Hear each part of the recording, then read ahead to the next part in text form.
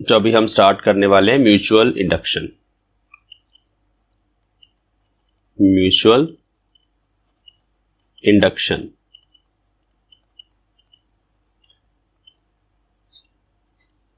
देखो, जो mutual word है वहां से पता चलता है हमें कि कोई दो कॉइल्स होंगी, उनमें ईएमएफ इंड्यूस होगी। किसी एक कॉइल में हम चेंज करेंगे करंट को और दूसरी कॉइल में ईएमएफ जनरेट होगी।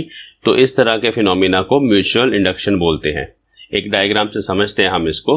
जैसे मान लो हमारे पास एक ये कॉइल है, सोलेनॉइड है या इंडक्टर है, कुछ भी बोल सकते हो अभी आप इसको। इस कॉइल के साथ एक बैटरी लगी हुई है और वैसे ही जैसे हमने कल किया था, एक हमारे पास की है, दिस इज की के, दिस इज ए कॉइल, इसमें बैटरी लगी हुई है। अब जिस कॉइल में बच्चों बैटरी लगी होती है ना, उसको प्राइमरी कॉइल बोलते हैं। प्राइमरी वो होती है जहां पर हम सोर्स ऑफ वोल्टेज अप्लाई करते हैं। तो this is a primary coil. अब जब हम इस स्विच को क्लोज करेंगे तो इसमें करंट अचानक से आएगा और वो जो करंट होगा that will increase with time, increase with time. That current will increase with time during the time when during the switch is closed.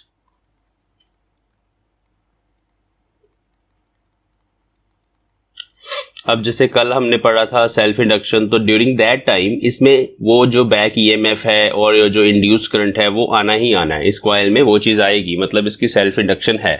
लेकिन अभी हम क्या कर रहे हैं, इसके सामने मैंने एक और कॉइल रख दी, ऐसे इसके बिल्कुल पास, इसके बिल्कुल सामने यहां पर हमने एक और छोटी सी कॉइल रख दी ऐसे। और इस कॉइल में बच्चे कोई बैटरी नहीं है, इसमें हमारे पास ना गैल्वेनोमीटर है टू चेक कि भाई इसमें इंड्यूस करंट आएगा या नहीं आएगा।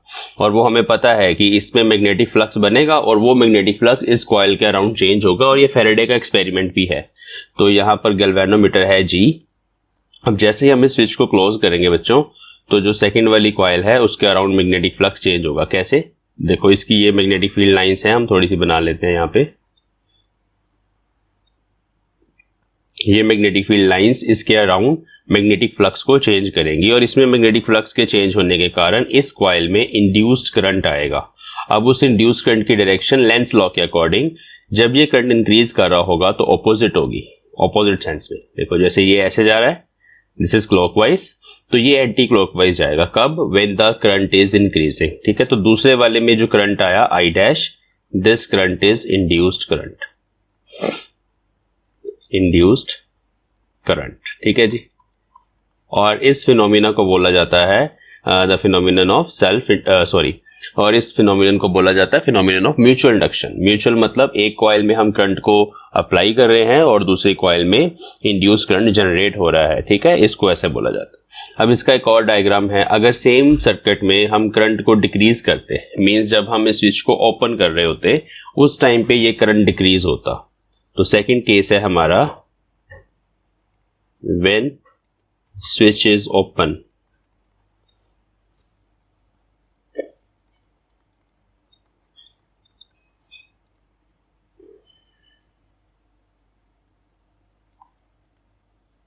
When the switch is open, तो क्या होगा, जब स्विच को ओपन करेंगे उसके जस्ट आफ्टर जो करंट आई था वो डिक्रीज होगा। पहले आई है, अब बाद में जीरो हो जाएगा जब आप इसको ओपन कर दोगे। तो there will be the decrease in current, I will decrease. और मैं यहां लिख देता हूं कि जो आई है that is the current in primary coil और I dash is current in secondary coil. इसका नाम भी नहीं लिखा मैंने, तो अभी आपको पता चल गया कि ये जो दूसरी वाली कॉइल होती है जिसमें हम गैल्वेनोमीटर लगाते हैं बच्चों, that is a secondary coil. Secondary वो होती है जिसमें इंड्यूस्ड ईएमएफ हम लेके आ रहे हैं। ठीक है, ये सेकेंडरी कॉइल है। तो इसमें क्या होगा, आई will decrease when the switch is open, I will decrease.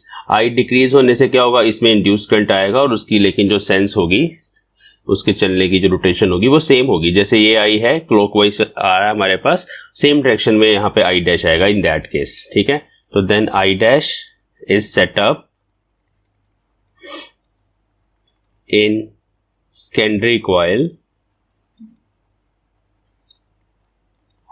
in the same direction, in the same direction. ठीक है, तो सेम डायरेक्शन में ही आएगा एज दैट ऑफ आई। ये क्यों होता है? डायरेक्शन कौन डिसाइड करता है? डायरेक्शन डिसाइड करता है लेंस लॉ। ठीक है जी, तो this is the phenomena of mutual induction. हम इसको अभी डिफाइन कर लेते हैं।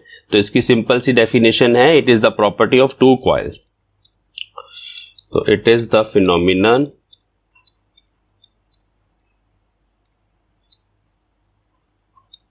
in which an induced EMF is set up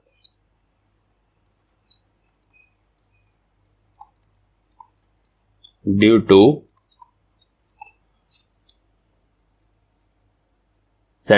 in second coil due to change in magnetic flux in first coil।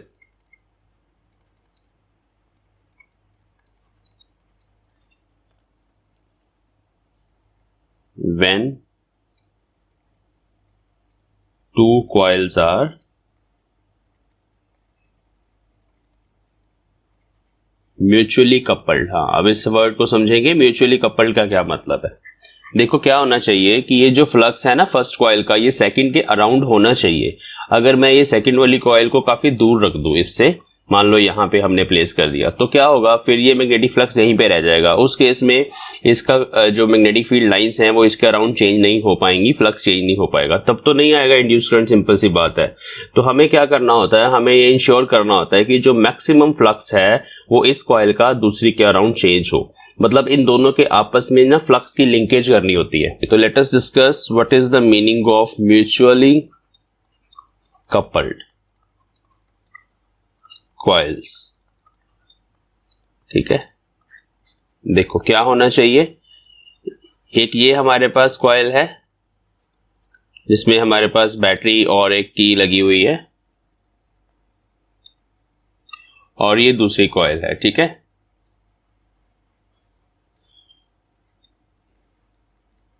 जिसमें गैल्वेनोमीटर है। ठीक है, अब जो इसमें ईएमएफ इंड्यूस होने वाली है बच्चे, एक्साई, due to change in flux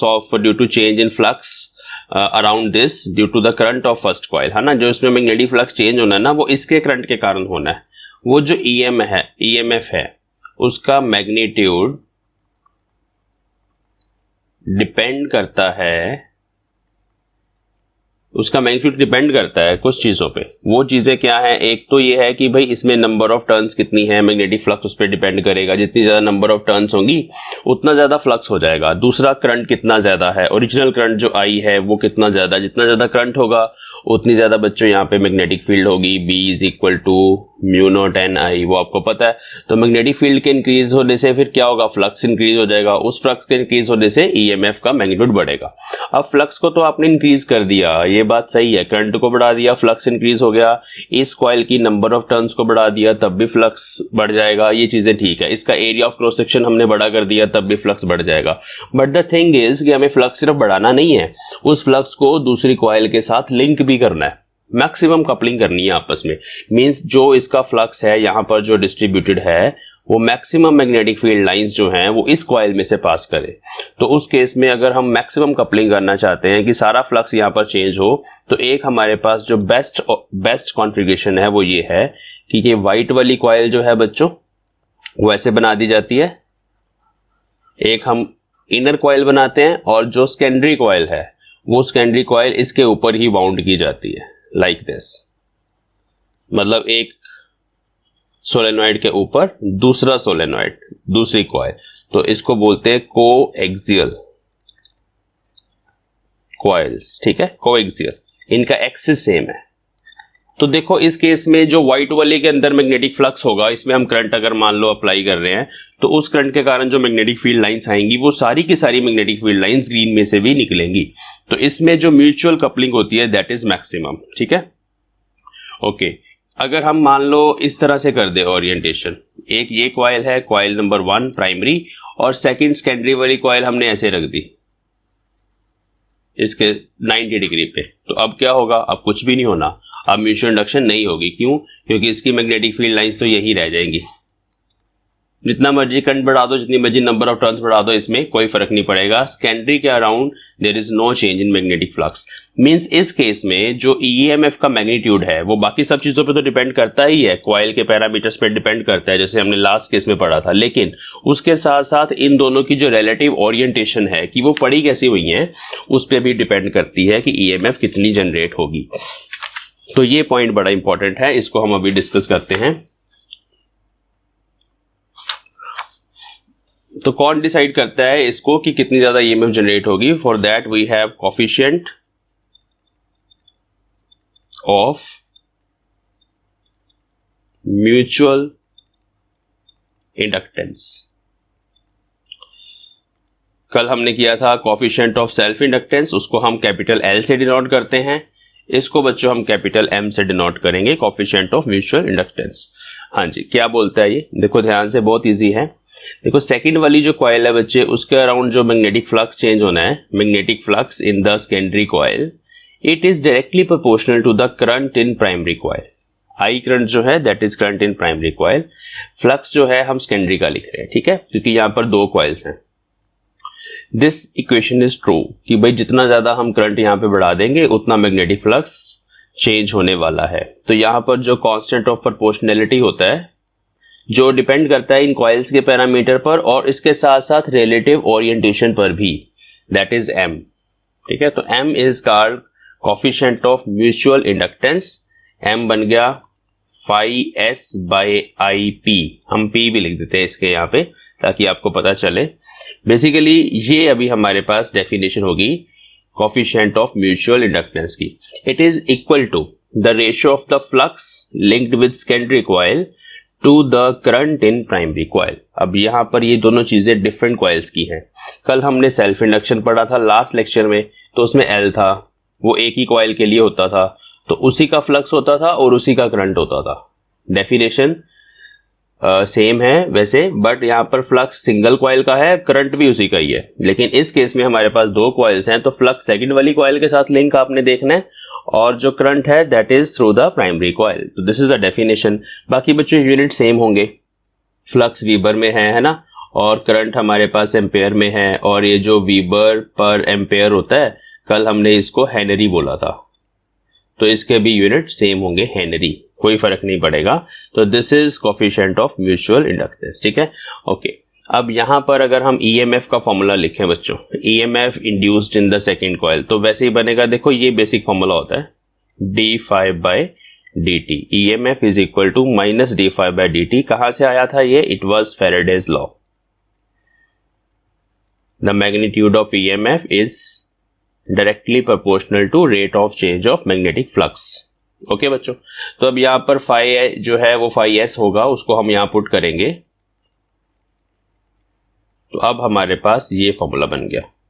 इसमें भी m कांस्टेंट है, जैसे कल l किया था, m कांस्टेंट है, बाहर आ गया और ये फॉर्मूला बन गया हमारे पास। This is the EMF induced in the second coil due to the current in primary coil. ठीक है, इसमें m जो है हेनरी में मिलेगा and this is coefficient of mutual inductance. Okay, अब हम इसको डिफाइन कर लेते हैं, म्यूचुअल इंडक्शन के कोफिशिएंट को डिफाइन कर लेते हैं। इसकी डेफिनेशन आ जाती है,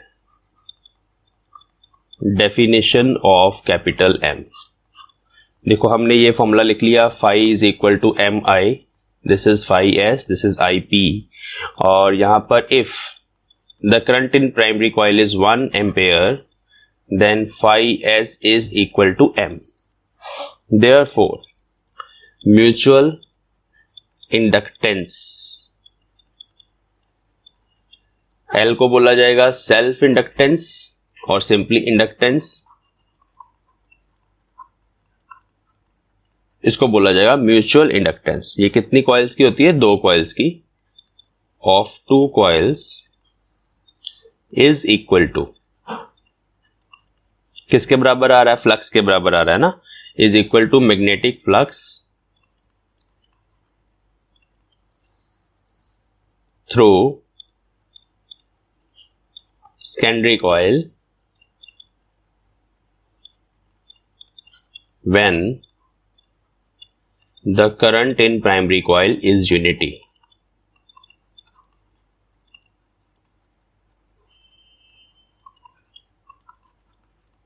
ठीक है जी, तो ये सिंपल सी इसकी डेफिनेशन है कि जब प्राइमरी कॉइल में आप यूनिटी करंट पास करोगे तब म्यूचुअल इंडक्टेंस फ्लक्स के बराबर होगा। जितना भी फ्लक्स उसके अराउंड आपने कर दिया, लिंक कर दिया, तो उसके बराबर हो जाएगी कोफिशिएंट ऑफ म्यूचुअल इंडक्टेंस। तो इस SI यूनिट इज हेनरी, याद रखना। और हेनरी की डेफिनेशन तो आप दे सकते हो, यू कैन डिफाइन इट। जैसे 1 हेनरी आपने लिखना है तो अभी मैंने बताया it is 1 weber by 1 ampere. Means जब आप 1 एम्पेयर करंट पास करोगे फ्रॉम द प्राइमरी कॉइल और सेकेंडरी में जो फ्लक्स होगा वो 1 वीबर होगा, तो उस केस में जो कोफिशिएंट ऑफ म्यूचुअल इंडक्टेंस है या सिंपली म्यूचुअल इंडक्टेंस है दैट इज 1 हेनरी। तो दिस इज द डेफिनेशन। अब हमें बात करनी है कि ये कौन से फैक्टर्स पे M डिपेंड करता है। It is very important question. Factors on which M depends, ये बहुत इंपॉर्टेंट है। ये दोनों ही बहुत इंपॉर्टेंट है। शॉर्ट आंसर टाइप क्वेश्चन जब आपको आएंगे इस टॉपिक में से, ऑब्जेक्टिव टाइप क्वेश्चन बन के आएगा CBSE में खास तौर पे, तो वहां पर ये फैक्टर्स लिखे आएंगे ऑप्शंस के रूप में और आपको आइडेंटिफाई करना होगा कि कौन सा ऑप्शन यहाँ पे करेक्ट है, कौन सा रॉन्ग है। ठीक है, चलो, तो कौन कौन सी चीजों पे M डिपेंड करता है। Number 1, geometry of 2 coils, geometry पे डिपेंड करता है दोनों की। मीन्स साइज मतलब लेंथ कितनी है, नंबर ऑफ टर्न्स कितनी है, दोनों के ऊपर ही। And nature of core. Core क्या होता है? कोर वो होता है जिसके ऊपर हमने कॉइल को बाउंड किया होता है। वो जो अंदर सिलेंड्रिकल मटेरियल है उसके ऊपर हम इस तरह से कॉइल बाउंड करते हैं, ऐसे सोलेनॉइड बनाते हैं। वो जो अंदर वाली पर्पल कलर की रोड है दैट इज कोर। आयरन हो सकता है, ज्यादातर एयर भी होता है, लेकिन आयरन हो सकता है। आयरन के अलावा और कोई मटेरियल भी हो सकता है, दैट इज कॉल्ड कोर। तो उस पर डिपेंड करेगा। ठीक है, ये फर्स्ट पॉइंट हो गया। सेकंड डिपेंड करेगा डिस्टेंस बिटवीन 2 कॉइल्स। जैसे मैंने आपको बताया कि अगर आप दूसरी कॉइल को दूर रखोगे तो फ्लक्स कम जाएगा। Distance between 2 coils. ठीक है, और नेक्स्ट जो पॉइंट है दैट इज रिलेटिव प्लेसमेंट और ओरिएंटेशन, कि उनको रखा कैसे गया हुआ है। Relative placement that is orientation of 2 coils. ठीक है, उनको आपस में हमने कैसे रखा है। अगर आपने 90 डिग्री पे रख दी 2 कॉइल्स, जैसे मैंने अभी बताया, एक ऐसे रख दी और दूसरी इसके सामने ऐसे रख दी, तो उस केस में there is no mutual inductance. और ऐसे किया जाता है। देखो, हमारे पास AC सर्किट्स जो होते हैं, AC सर्किट्स में हमें कभी कभी क्या करना होता है कि इस कॉइल की करंट को चेंज करके दूसरे में वोल्टेज को जनरेट करना होता है। This is the requirement of circuit. तो जब ऐसा करना होता है तो हम एक के ऊपर दूसरी कॉइल को बाउंड करते हैं। और कभी कभी हमें क्या करना होता है कि एक ही सर्किट्स में 2 कॉइल्स यूज करनी होती हैं, उनकी सेल्फ इंडक्टेंसेस हमें चाहिए होती हैं, बट हम ये चाहते हैं कि वो आपस में म्यूचुअली जो है इंटरफेयर ना करें, मतलब वहां पर म्यूचुअल इंडक्टेंस ना आए। तो उस केस में हम सर्किट में उनकी जो प्लेसमेंट है वो इसी तरह से करते हैं। एक कॉइल इस ओरिएंटेशन में लगाते हैं, दूसरे उसके परपेंडिकुलर, तो इसका मैग्नेटिक फ्लक्स दूसरे के साथ लिंक नहीं करता, तो वहां पर जो M आता है वो नहीं होता, M 0 होता है उस केस में। ठीक है, तो अगर M 0 हो गया तो फिर वो जो म्यूचुअल इंडक्टेंस वाली EMF है वो नहीं आएगी, सिर्फ अपनी अपनी सेल्फ इंडक्टेंस वाली EMF आती है। तो सर्किट्स में ये चीज आमतौर पे की जाती है। अगर आप अपने मोबाइल का चार्जर खोल के देखें, जो छोटी छोटी डिब्बियां आजकल बनी हुई हैं, उसमें आपको ये कॉइल लगी हुई नजर आ जाएगी और उनकी प्लेसमेंट्स भी आप नोट कर सकते हैं कि कैसे वहां पे रखी गई है। और the last point is which is very important, this is common area of cross section. ठीक है, when one coil is wound over other. तो एरिया कौन सा इंपॉर्टेंट है? Common area. सिर्फ उस पे ही डिपेंड करता है। कब? If one coil is wound over another, जिसको हम कोएक्सियल सोलेनॉइड्स बोल रहे थे अभी। आपने एक ये छोटा सोलेनॉइड लिया और दूसरा वाला सोलेनॉइड उसके ऊपर बनाया, थोड़ा बड़ा बनाया। तो जब आपने बच्चों अभी फ्लक्स कैलकुलेट करना है ना, मान लो येलो वाले के अराउंड आपने फ्लक्स देखना है कितना है, तो उसमें बीच वाला एरिया ही आएगा। मान लो आपने इसमें से करंट दिया ना, करंट आपने इसमें से दिया पिंक वाली कॉइल में से, और आप देखना चाहते हो फ्लक्स येलो वाले के अराउंड कितना है, तो करंट अगर आपने अंदर दिया है तो उसकी मैग्नेटिक फील्ड लाइन तो सिर्फ अंदर ही कन्फाइंड रहेंगी, छोटे वाले सोलेनॉइड के अंदर ही कन्फाइंड रहेंगी। लेट मी ड्रॉ, देखो उसकी मैग्नेटिक फील्ड लाइंस इसके अंदर अंदर रहेंगी ना, क्योंकि आपने करंट ही उसको दिया है, बाहर वाले येलो को तो करंट दिया ही नहीं। तो छोटा वाला जो कॉमन एरिया है मैग्नेटिक फ्लक्स, जब आप येलो का कैलकुलेट करोगे एरिया सिर्फ अंदर वाला लेना हमें, ठीक है। और इसके ऑपोजिट मान लो आपने करंट इसको दे दिया, येलो वाले को करंट दे दिया, उसको प्राइमरी बना दिया, और सेकेंडरी बना दिया हमने पिंक वाली कॉइल को, तो उस केस में क्या होगा बच्चों, उस केस में भी हमें अंदर वाला एरिया ही लेना है। क्यों? क्योंकि तब तो हम फ्लक्स ही अंदर वाली का कैलकुलेट कर रहे हैं, तो उसका फ्लक्स देखना है, उसके अंदर कितना फ्लक्स है, तो उसके अंदर फ्लक्स जब आप देखोगे तो एरिया फिर उसी का ही लोगे। तो दोनों ही केसेस में जो एरिया इंपॉर्टेंट है वो area of cross section common वाला इंपॉर्टेंट है या स्मॉलर वाला इंपॉर्टेंट है, जो अंदर वाली कॉइल का एरिया है वही आएगा हमारे पास। तो इन फैक्टर्स पे ये coefficient of mutual inductance m जो है वो डिपेंड करता है, इसको याद रखना, इस पे ऑब्जेक्टिव टाइप क्वेश्चन आ सकता है। और अभी हम m का एक्सप्रेशन निकालेंगे कि m किस किस चीजों पे डिपेंड करता है, n1 n2 म्यू नॉट, अभी नंबर ऑफ टर्न्स भी डिफरेंट रहेंगी, एक कॉइल की n1 दूसरे की n2। तो अभी हम कोएक्सियल के लिए, इसी केस के लिए ही m का एक्सप्रेशन फाइंड करने वाले हैं। This is important derivation for 3 marks, ठीक है। सीबीएसई में बहुत ज्यादा आती है, लेट अस सी, पंजाब बोर्ड में भी बहुत आती है, इंपॉर्टेंट है। चलिए, तो let us drive this formula. Expression for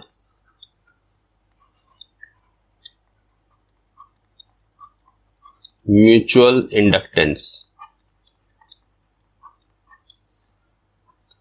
of two long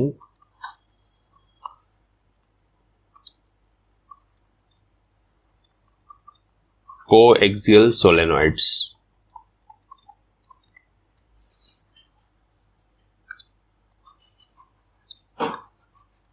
हाँ जी, क्या सिचुएशन है आपको नाम से पता चल रहा है, हमारे पास एक सोलेनॉइड ये है, लॉन्ग सोलेनॉइड, ठीक है, और कोएक्सियल है, तो दूसरा वाला सोलेनॉइड इसके ऊपर हम बाउंड करेंगे, लेंथ सेम ले लेनी है हमने, लेंथ इज अप्रोक्सीमेटली सेम, तो दूसरा वाला सोलेनॉइड इसके ऊपर बाउंड कर दिया हमने लाइक दिस। थोड़ा सा मैंने बड़ा बनाया ताकि हमें पता चले। तो we have 2 solenoids, coaxial solenoids. अब हम क्या करेंगे, हम m फाइंड करना चाहते हैं, m। तो m के लिए एक कॉइल को प्राइमरी मानना पड़ेगा, दूसरी को सेकेंडरी मानना पड़ेगा।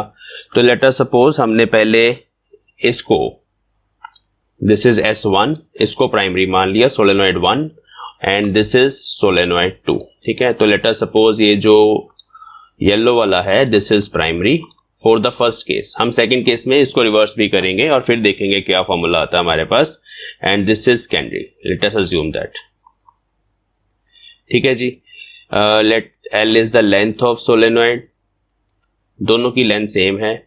उसके अलावा n1, n2 जो हैं they are number of turns पर यूनिट लेंथ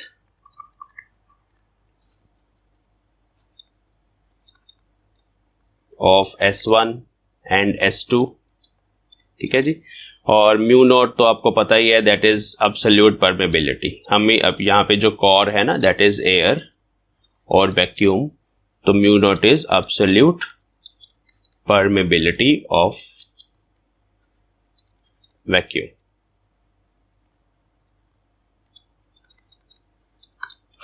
चलिए, तो ये पैरामीटर्स हमारे पास हैं।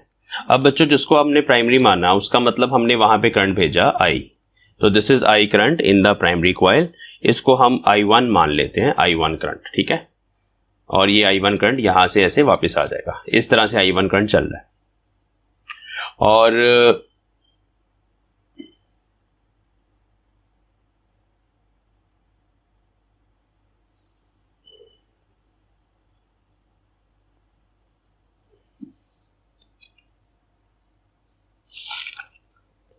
ठीक है, यहां तक आगे चलते हैं।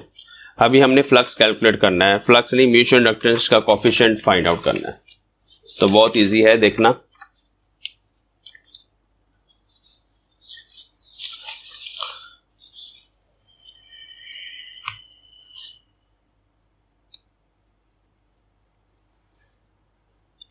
let I1 is the current through primary coil, bracket में लिख देंगे से S1 को मैंने प्राइमरी मान लिया, उसमें से I1 करंट है। ओके, अब हमें दूसरी का फ्लक्स लिखना है। Let M21 is mutual inductance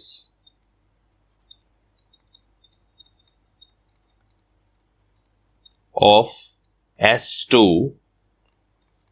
due to S1, ऐसे लिखा जाएगा इसको, ठीक है। 2-1 मतलब सेकंड वाले की म्यूचुअल इंडक्टेंस जिसको हमने सेकेंडरी माना due to the current in primary, ऐसे हमने लिख लिया इसको। तो बच्चों M21 का फॉर्मूला क्या बनेगा? That is the flux through the secondary coil and current through the primary coil. ये हमारे पास फॉर्मूला बन गया, जैसे मैंने अभी आपको बताया। अब मुझे यहाँ पर कुछ नहीं करना, φ2 फाइंड करना है कि सेकंड वाली कॉइल का फ्लक्स कितना है। तो इसको इक्वेशन 1 मान लो। अब मुझे φ2 लिखना है। The flux through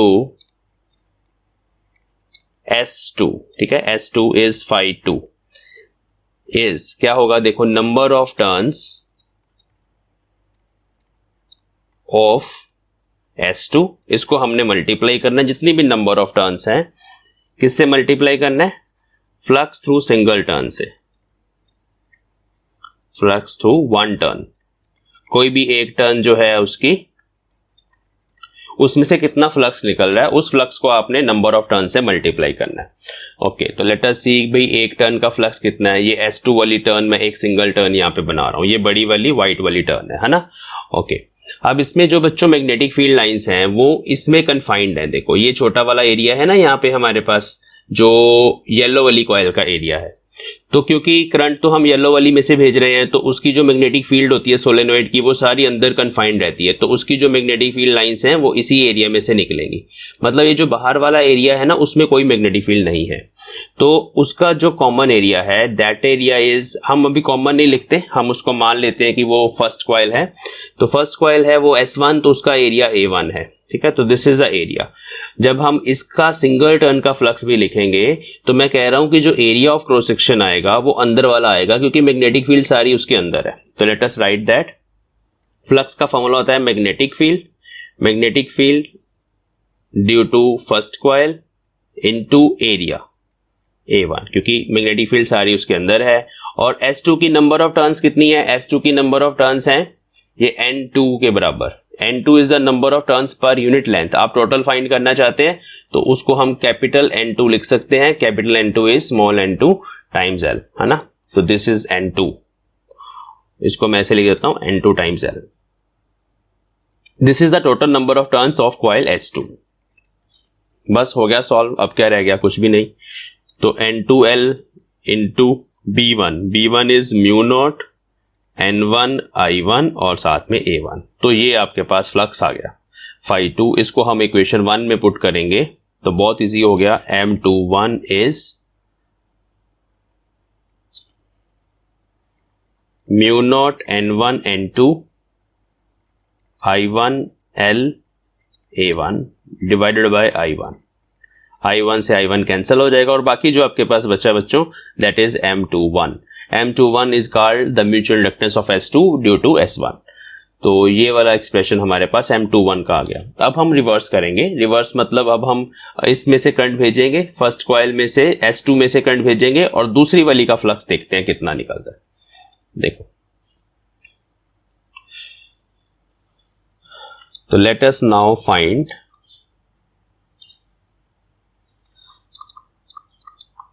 expression of M12 क्या हुआ?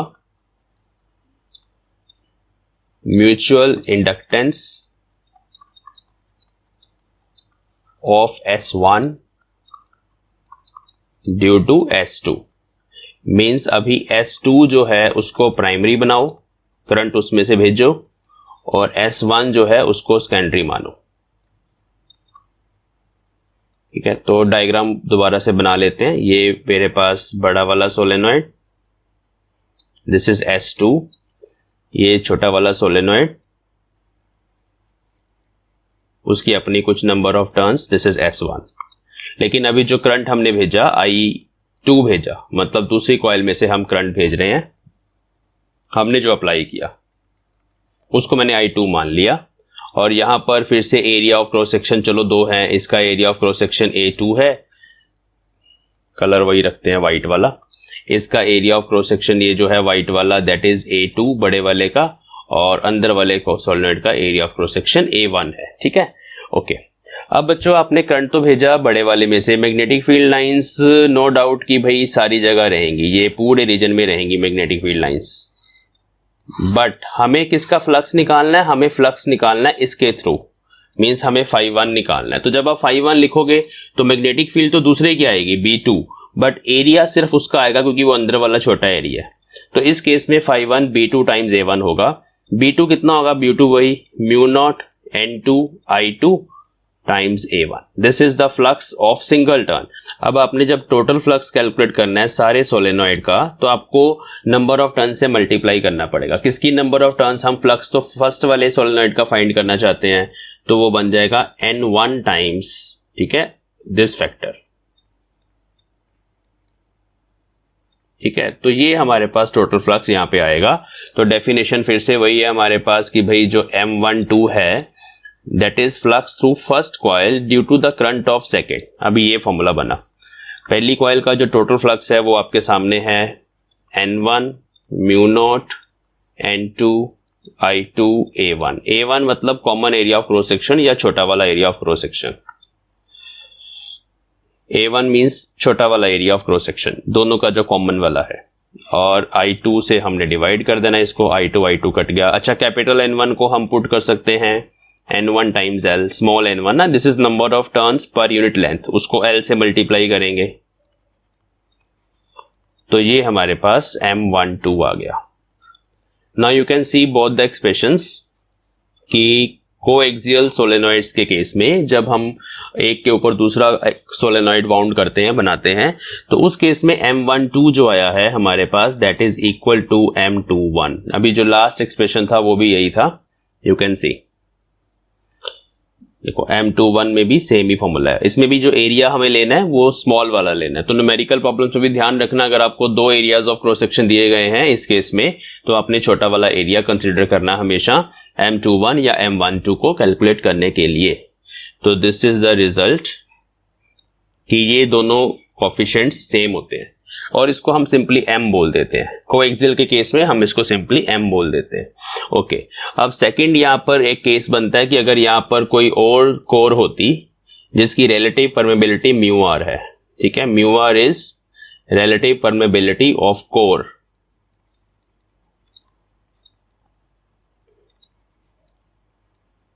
तो ये फॉर्मूला जो है हमारे पास M का वो बन जाता μ0 μr, एक ये फैक्टर आ जाता है साथ में N1 N2 A1 L। तो ये सारे फैक्टर्स को ध्यान में रखना आपने, ठीक है। तो this is the relation for mutual inductance. Okay, अब देखो बच्चों, अगर दो सिंगल कॉइल्स भी हैं, एक ये सिंगल है मेरे पास कॉइल या लूप और एक ये लूप है, ऐसे दो पड़ी हुई है, इसमें मान लो करंट भेजा I, है ना, मैंने ये पहले भी एग्जांपल बताई थी आपको। तो इसमें इंड्यूस करंट आ जाना है। अगर तो आप इस करंट को बढ़ाओगे तो ये करंट ऑपोजिट डायरेक्शन में आएगा I डैश, है ना। यहां पर भी म्यूचुअल इंडक्टेंस हो रही है क्योंकि ये भी दो कॉइल्स ही हैं, चाहे सिंगल सिंगल टर्न है, म्यूचुअल इंडक्टेंस यहां पर भी हो रही है बच्चों। तो इस केस में भी आप वहां पर एक्सप्रेशन लिख सकते हो म्यूचुअल इंडक्टेंस का। और दूसरी चीज है, ये परफेक्ट कपलिंग की एग्जांपल है, ये वाली ओरिएंटेशन अभी परफेक्ट नहीं है, थोड़ी दूर पड़ी हुई है कॉइल। परफेक्ट कपलिंग के लिए ये प्राइमरी और सेकेंडरी बिल्कुल उसके सेंटर में यहां बननी चाहिए। तो this is perfect coupling, perfect coupling बोलते हैं इसको। अगर आपने एक कॉइल ऐसे रख दी और दूसरी ऐसे रख दी तो देयर इज नो कपलिंग, यहां कोई कपलिंग नहीं होगी, यही मैं आपको समझा रहा था, ठीक है। हाँ जी बच्चों, अभी एग्जांपल देखते हैं हम। इसमें ना एक बड़ी स्क्वायर लूप हमें दी गई है, उसकी साइड कैपिटल L है, और एक उसके अंदर छोटी लूप दी गई है, उसकी साइड स्मॉल l है, और ये कंडीशन गिवन है कि स्मॉल l जो है that is very small as compare to capital L।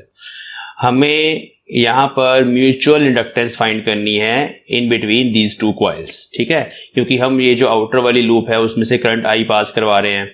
अब उस करंट के कारण इसके अराउंड मैग्नेटिक फ्लक्स चेंज होगा क्योंकि मैग्नेटिक फील्ड जनरेट होगी, और उस मैग्नेटिक फ्लक्स के चेंज होने के कारण यहाँ पर म्यूचुअल इंडक्शन जो है वो जनरेट होने वाली है, म्यूचुअल इंडक्शन का फिनोमिना आने वाला है, और उसके कारण ये जो अंदर वाली लूप है उसमें ईएमएफ जनरेट होगी, ठीक है। तो वो जो ईएमएफ जनरेट होती है that is given by M D I by D T, ठीक है, M D I by D T, rate of change of current into M. What is M? M is mutual inductance of these two coils, mutual inductance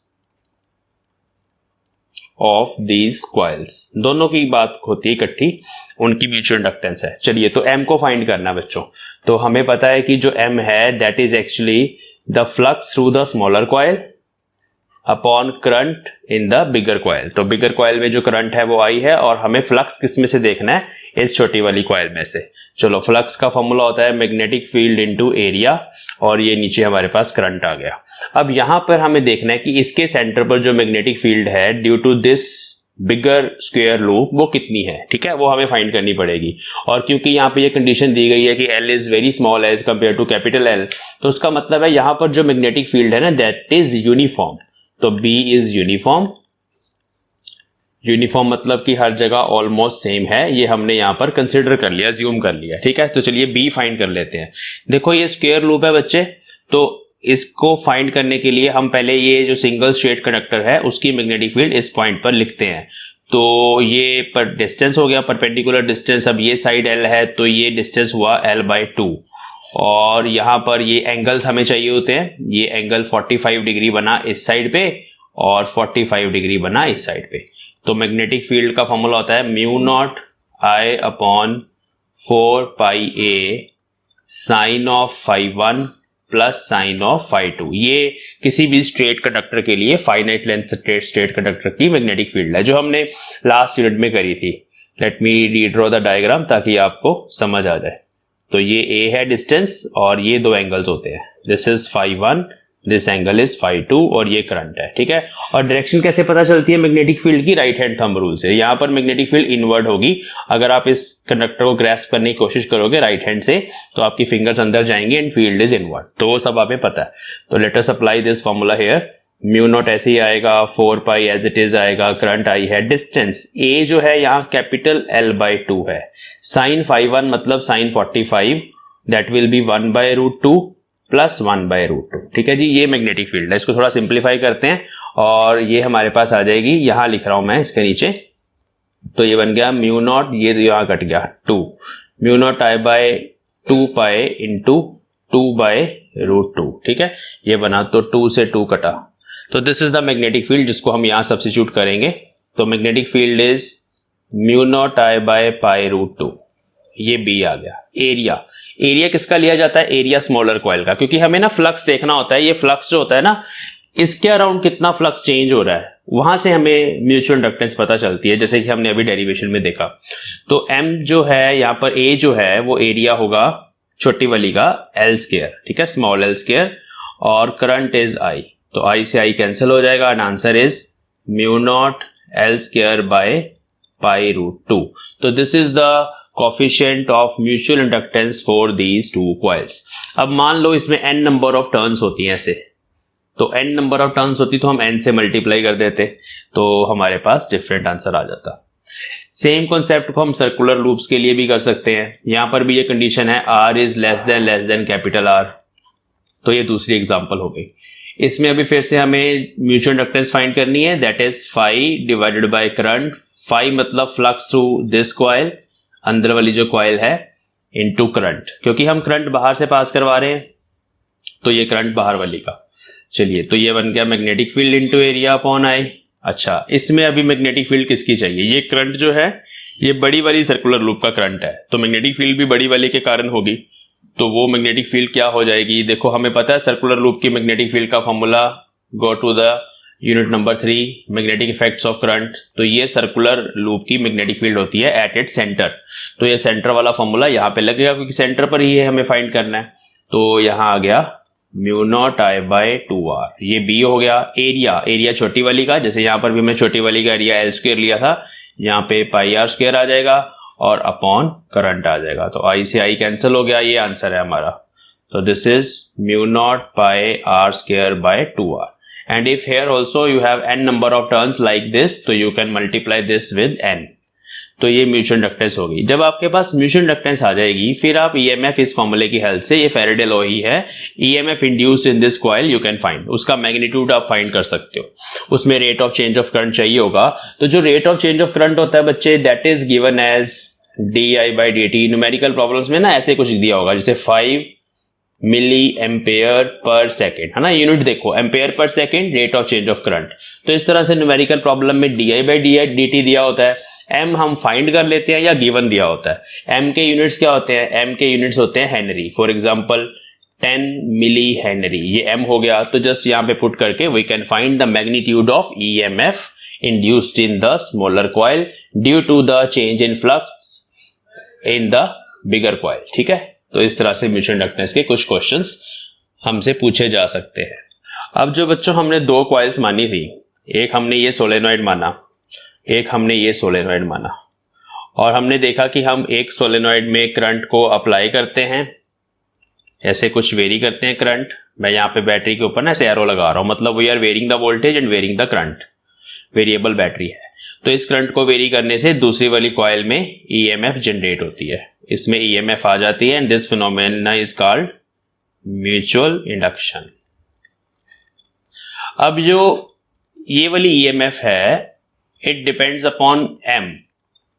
m is coefficient of mutual inductance, जो Henrys में दिया होता है, and m depends, geometry of these two coils इस पे depend करता है कि कितनी टर्न्स हैं, कितनी लेंथ है, कोर क्या है, वोल्टेज कोर क्या है, इन चीजों पे। वोल्टेज पे नहीं डिपेंड करता, मतलब कॉइल की ज्योमेट्री पे डिपेंड करता है। बट इसके साथ साथ m also depends on relative positions of two coils। ठीक है, जैसे मान लो ऐसे पड़ी हुई है कॉइल, कुछ m होगा, और अगर हम कॉइल एक ऐसे रख दें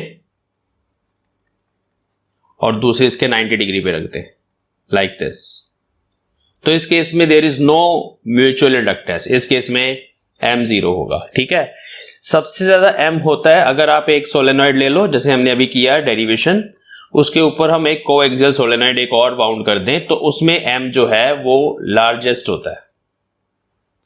तो एक पैरामीटर है बच्चे हमारे पास which is called coefficient of coupling. Mutual inductance की बात नहीं कर रहा, पैरामीटर है कोएफिशिएंट ऑफ कपलिंग। कपलिंग का मतलब है कि ये दोनों एक दूसरे के साथ तालमेल कितना ज्यादा है, कितने ज्यादा, मतलब फ्लक्स एक का दूसरे के साथ एसोसिएटेड है, फ्लक्स कहीं पर वेस्ट तो नहीं हो रहा, लीक तो नहीं हो रहा, सारा फ्लक्स उसके अंदर जा रहा है। तो इन चीजों को स्टडी करने के लिए हमारे पास एक पैरामीटर है which is called coefficient of coupling, and that is given by k is equal to m upon √L1 L2। अब ये चीजें क्या हैं?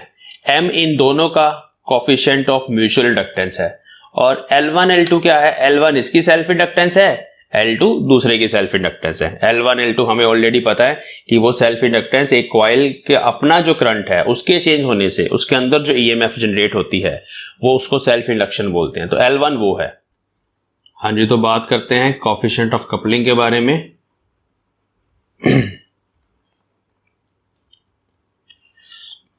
तो let us see coefficient of coupling क्या होता है।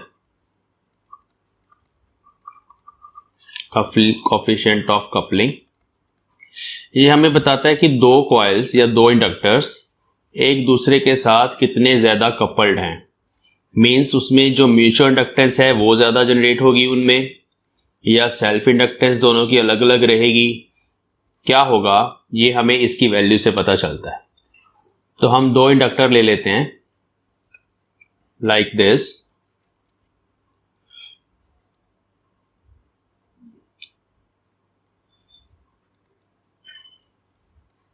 ठीक है, दीज आर टू इंडक्टर्स। अब बच्चों यहां पर एक में हमने करंट दे देना है, उसको प्राइमरी बोल देते हैं, दूसरी में हम करंट को नोट कर लेते हैं, वो सेकेंडरी कॉइल है। मान लो इसकी सेल्फ इंडक्टेंस L1 है, इसकी सेल्फ इंडक्टेंस L2 है। इन दोनों में जो म्यूचुअल इंडक्टेंस है that is given bye M। ठीक है, तो कोफिशिएंट ऑफ कपलिंग जो है K, that is actually equal to m upon under root L1 into L2। ठीक है, अब जब m मतलब इन दोनों की जो म्यूचुअल इंडक्टेंस है इस फैक्टर के बराबर हो जाएगी, मतलब डिनोमिनेटर और न्यूमरेटर दोनों इक्वल हो जाएंगे, तो K1 आ जाएगा। उसके कॉरस्पॉन्डिंग हम बोलते हैं कि इनमें परफेक्ट कपलिंग है, परफेक्ट कपलिंग है जी। ठीक है, परफेक्ट कपलिंग का मतलब है कि म्यूचुअल इंडक्टेंस जो जनरेट हो रही है दैट इज मैक्सिमम, और बिल्कुल भी मैग्नेटिक फ्लक्स जो है वो लीक नहीं हो रहा। ठीक है, उसमें K1 आएगा। अगर ये नीचे वाला ऊपर वाला M, अगर यहां पर M जीरो हुआ, अगर M जीरो हो गया मतलब म्यूचुअली कपल्ड ही नहीं है दोनों इंडक्टर, तो उस केस में K जीरो आ जाएगा। तो this is the minimum value and this corresponds to no coupling.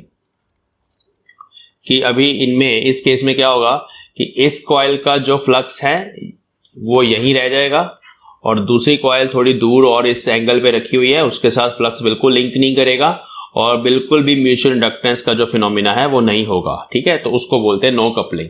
तो नो कपलिंग के कॉरस्पॉन्डिंग जो कॉइल्स की ओरिएंटेशन है वो ये है, और परफेक्ट कपलिंग वाली जो ओरिएंटेशन है वो कैसी है, वो ऐसी है। एक कॉइल हमने ये लिया कोएक्सियल कॉइल्स, और दूसरा हमने उसके ऊपर उसके अंदर ले लेते हैं टाइटली बाउंड। एरियाज भी ऑलमोस्ट इक्वल होने चाहिए, मतलब इसका एरिया अगर A1 है और वाइट वाली कॉइल का एरिया A2 है तो they are equal. A1 is equal to A2 जब होगा, लेंथ भी इक्वल होगी, तो उस केस में K1 होता है, that is called perfect coupling. Otherwise अगर कपलिंग इन दोनों की, this is the extreme cases, और बाकी जितनी भी सिचुएशंस हैं, फॉर एग्जाम्पल ये वाली जो सिचुएशन है उस केस में K जो होगा that will be less than 1 and greater than 0। तो कोफिशिएंट ऑफ कपलिंग जो है उसकी ये वैल्यूज होंगी। तो ये हमें यही बताता है कि दोनों कॉइल्स में जो म्यूचुअल इंडक्टेंस है वो कितनी ज्यादा प्रोड्यूस होने वाली है। ठीक है, ओके, अब हम एक एग्जांपल करते हैं इसके ऊपर बेस्ड। एग्जांपल है कि हमारे पास दो कोएक्सियल कॉइल्स हैं, एक ये है, सोलेनॉइड्स हैं। ठीक है, इसका एरिया है A1, लेंथ है L1 और नंबर ऑफ टर्न्स पर यूनिट लेंथ N1 है। ठीक है, दूसरी कॉइल जो है वो ये है, उसका एरिया थोड़ा बड़ा है,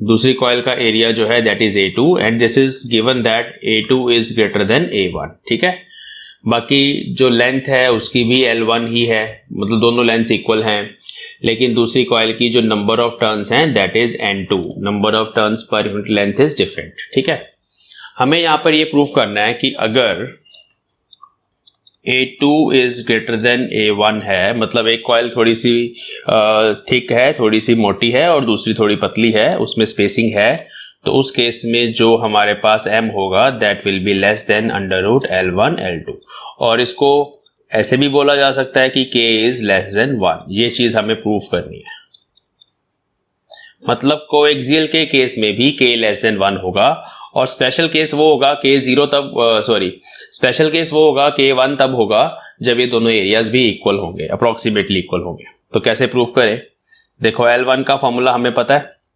इंडक्टेंस का फॉर्मूला होता है mu naught N1 square, area A1 और लेंथ दोनों की इक्वल है इसलिए L1 लिख दिया मैंने। ठीक है, this is self inductance of first coil. दूसरी की म्यू नॉट N2 स्क्वायर, क्योंकि N1 N2 डिफरेंट है, एरियाज भी डिफरेंट है लेकिन लेंथ सेम है।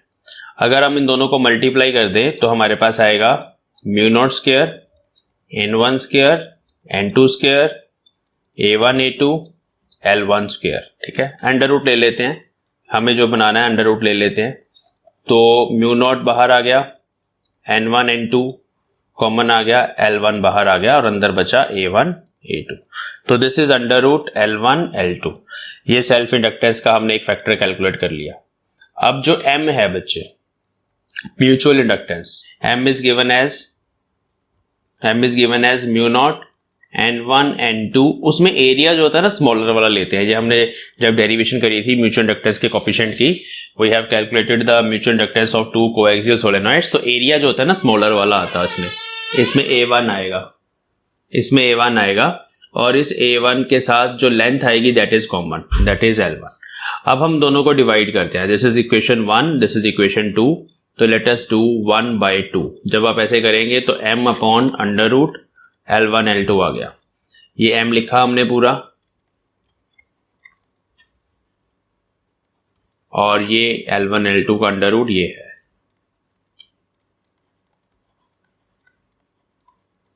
तो ये फैक्टर सारे कैंसिल हो गए, ठीक है।